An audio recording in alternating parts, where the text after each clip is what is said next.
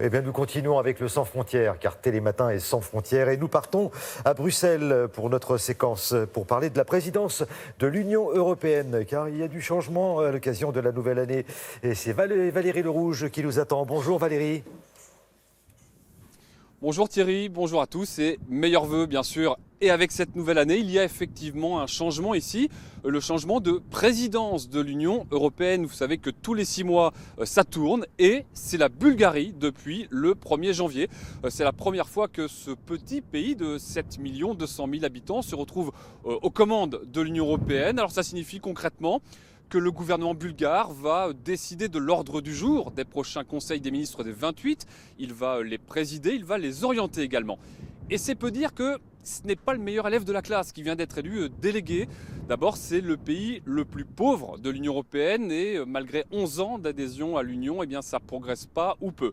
C'est aussi le pays le plus corrompu, au dire de nombreuses organisations internationales. Et enfin, c'est le pays le plus russophile. C'est d'abord lié à l'histoire, bien sûr, mais c'est aussi lié au nouveau président de la République qui a davantage les yeux tournés vers Moscou que vers Bruxelles. Reportage à Sofia, la capitale, avec Frédéric Fenémont. C'est le symbole fastueux de Sofia, la cathédrale orthodoxe avec ses coupoles dorées et ses matériaux précieux. Mais la richesse de la Bulgarie semble presque s'arrêter là. C'est le pays le plus pauvre de l'Union européenne. Et 11 ans après son adhésion à l'Union, il peine à décoller. Les retraités en savent quelque chose. 1 sur 2 vit sous le seuil de pauvreté, même après une belle carrière. Boyka et Ilka étaient professeurs de français dans un lycée de la capitale pendant près de 40 ans. Ma première retraite, je ne l'oublierai jamais, 417 leva, ça veut dire 207,6 euros.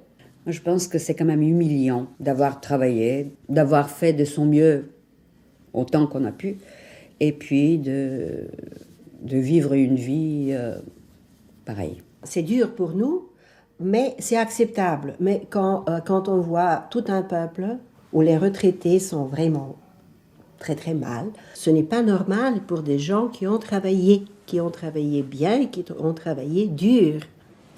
Des retraites dérisoires, tout comme le salaire moyen qui stagne à 400 euros par mois, de quoi pousser de nombreux jeunes à les voir ailleurs. Dimitar est en 5e année de médecine, il songe à quitter le pays. J'aime la Bulgarie, j'aime mon pays, mais je peux difficilement imaginer mon avenir ici. Notamment parce que je veux travailler dans la recherche et l'État ne met pas d'argent pour la recherche scientifique ici. Car la Bulgarie est surtout minée par la corruption à tous les niveaux. Peter Moskov était ministre de la Santé pendant 2 ans, suffisamment pour découvrir de nombreux dysfonctionnements du pays. Quand je suis arrivé au pouvoir, j'ai découvert que la Bulgarie achetait les médicaments aux laboratoires pharmaceutiques plus cher que vous ne les payez en France. J'ai mis en place un processus de transparence des contrats avec les labos et nous avons fait baisser de 150 millions d'euros, un tiers du budget annuel de médicaments. Une corruption généralisée à tous les niveaux de l'administration qui avait même contraint l'Union européenne il y a plusieurs années à suspendre ses aides financières à la Bulgarie. Bon, alors question Valérie, est-ce que le pays tente de lutter contre la corruption ? Oui, alors, sous la pression de Bruxelles, précisément, le Parlement bulgare a rédigé une loi et l'a votée le mois dernier.